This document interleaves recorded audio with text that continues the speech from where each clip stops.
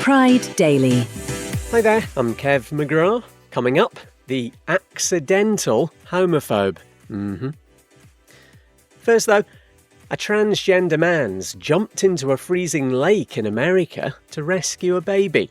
Leo Cundiff was at Chicago's Belmont Harbor when the little girl's stroller, or buggy or pram, depending on where you are, was blown into the water by strong winds. So the 30-year-old launched himself into Lake Michigan to keep the child above the surface and get her to safety. We dipped a couple times. There was one moment where I was like, I don't know how much longer I'm going to hold on. So I just kind of grabbed her hand and just rubbed her hand a little. Yeah, turns out I'm a fighter, I guess. Always thought I was a runner, but I guess not. Thanks to CBS News Chicago. The baby's fine, but Leo's been having his heart monitored in hospital in case the freezing water's done any damage. A GoFundMe to cover his medical bills and loss of earnings, he's actually a comedian, has raised about $70,000. Pride Daily. Next, more than 4 years after right-wing politicians in Italy killed off an anti-queer hate crime bill, looks like it will now become law there and across Europe. Smug bigots in the country's parliament applauded and crowed. Oh, how they crowed when they blocked the legislation back in 2021, which would punish discrimination and incitement to violence against LGBTQ+ people.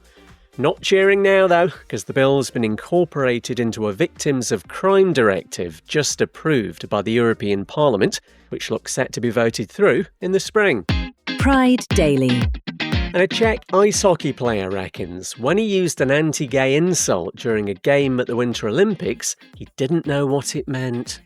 Talking about the one that rhymes with blocksucker, if you can crack my Enigma code there, it's a term that seems fairly self-explanatory. Radko Gudas said it at Czechia's quarter-final defeat to Canada at the Games in Milan. The 35-year-old reckons he was frustrated and didn't mean anything by it.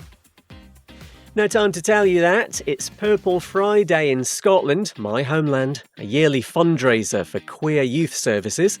Tomorrow you've got Pride Parades in Sydney and Cape Town, and Bisexual Health Awareness Month kicks off on Sunday. You can help shape the future of Pride Daily by filling in our survey. A link's in the show notes. What better way to spend your weekend? That's your lot. I'll see you next week.